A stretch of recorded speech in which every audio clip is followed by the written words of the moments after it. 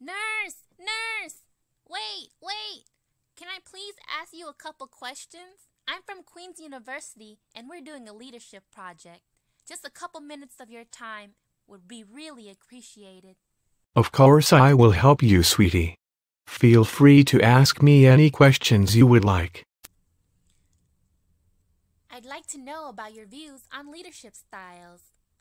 If you were the nurse manager in the ED and there was an overwhelming influx of patients due to natural disaster, what would you do first? Well, I would start out by notifying the director to initiate a code. Calling a code makes sure the whole hospital system is aware and prepared. Interesting! After calling a code, where else would you go from there? What other steps would you take to handle the rest of the situation? After that, the very first thing I would do is call the central staffing coordinator of the hospital to ensure that adequate help is available if needed.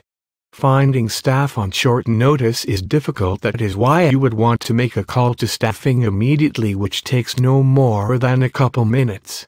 I would then delegate duties to the nurses to get all of the patients out of immediate danger. When most patients are out of immediate danger, I would call for a quick meeting where tasks and expectations would be made clear. Ah, I see. Well then, what leadership style do you think is most appropriate for this situation? Autocratic, bureaucratic, democratic, or laissez-faire? This question is tricky because I believe that there is no one definite answer. Autocratic works best initially because everyone is in panic mode and it is necessary to have one person direct. Democratic is best overall because after the panic has somewhat died down, as a leader, you would also want ideas and opinions from your followers as well. Facilitating exchange of ideas may bring forth better ways of managing the patients. Wow, you seem like such a great leader that's capable of handling difficult situations. But let me throw a curveball at you. What would you do if a nurse on your staff that was on call comes in impaired by alcohol? Now, how would you handle that situation? An impaired nurse is just as dangerous as a loaded weapon. I would be assertive when dealing with that nurse and explain why they will be reprimanded for their actions. I would also make sure that the nurse is in a safe place where he or she can sober up before being sent home. Lives are at stake. Coming to work impaired puts patients and other staff at risk for harm. You are right. An impaired nurse is a dangerous one. Well, thank you, Nurse Caesar, for answering all of my questions. But before I go, I have one last question to ask you.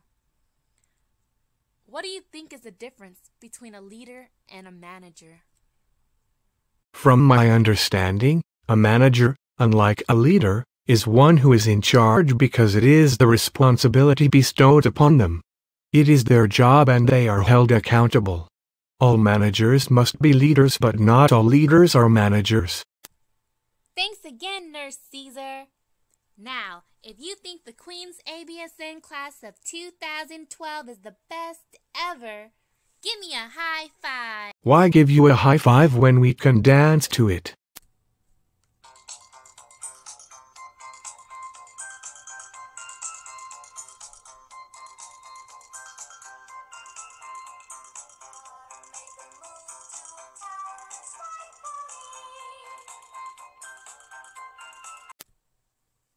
Hope y'all enjoyed the clip.